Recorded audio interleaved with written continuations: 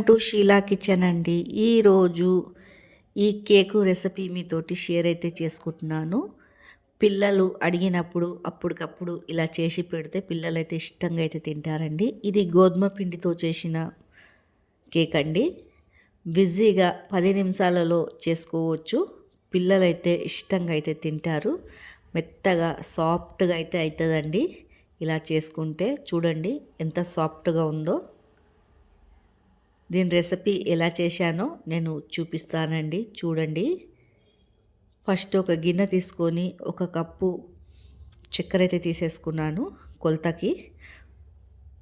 తర్వాత ఒక కప్పు పెరుగు, ఒక కప్పు ఆయిల్ తీసుకున్నానండి, సన్ఫ్లవర్ ఆయిల్. తర్వాత ఒక 2 ఎగ్గునైతే తీసుకున్నానండి. చూడండి, 2 ఎగ్గుని తీసుకున్నాను. తర్వాత ఇక్కడ వచ్చేసి ఈ బేకింగ్ పౌడర్ అయితే వేస్తలేను, నేను ఈనో తీసుకున్నానండి. చూడండి, మొత్తము మంచిగా చెంచాతోటి ఇలా అంతా చేసేసుకోవాలా, మొత్తం కలబెట్టుకోవాలండి. మన చేతులతోటే పని, గట్టిగా తిప్పుతూనే ఉండాలా, మొత్తం మ్యాష్ అయిపోయేలాగా. ఇలా మొత్తం తిప్పేశాక ఒక కప్పు గోధుమ పిండి అయితే తీసుకున్నాను జల్లెడ పట్టి. ఇది కూడా మొత్తం మ్యాష్ అయితే చేసేసుకుంటున్నానండి. ఇలా మొత్తం కలుపుకుంటున్నాను. ఇలా అంతా మెత్తగా కలుపుకోవాలా, ఏం లుండలు ఇట్లా ఏం లేకుండా. తర్వాత కొద్దిగా పాలు పోసుకొని మనకు బ్యాటర్ ఎట్లా కావాలో రెడీ చేసుకోవాలా. మన కేకుకి బ్యాటర్ ఎట్లా రెడీ చేసుకుంటామో చూడండి. ఇలా ఇంకా కొద్దిగా పల్చగా కావాలా, ఇంకా కొద్దిగా పాలు అయితే వేసేసుకుంటున్నాను. చూడండి,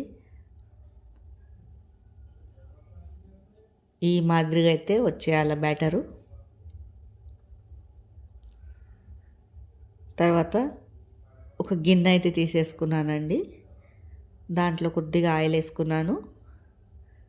చుట్టుపక్కల అంతా రాసేసుకోవాలండి. ఇలా నా దగ్గర బటర్ పేపర్ లేదు, నేను అందుకే ఆయిల్ వేసేసుకుంటున్నాను. పైనుంచి కొద్దిగా పిండి చల్లుకోవాలండి, అంటుకోకుండా ఉంటుంది కింద. చూడండి, ఇలా చుట్టుముట్టు. తర్వాత మనం ఇది కలిపి పెట్టుకునేది దీంట్లో వేసేయాలి మొత్తం.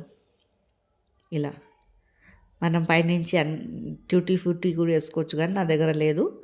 నేను జీడిపప్పు అయితే వేసేసుకుంటున్నాను. మన ఇంట్లో ఏమున్నాయి అది వేసేసుకుంటున్నానండి.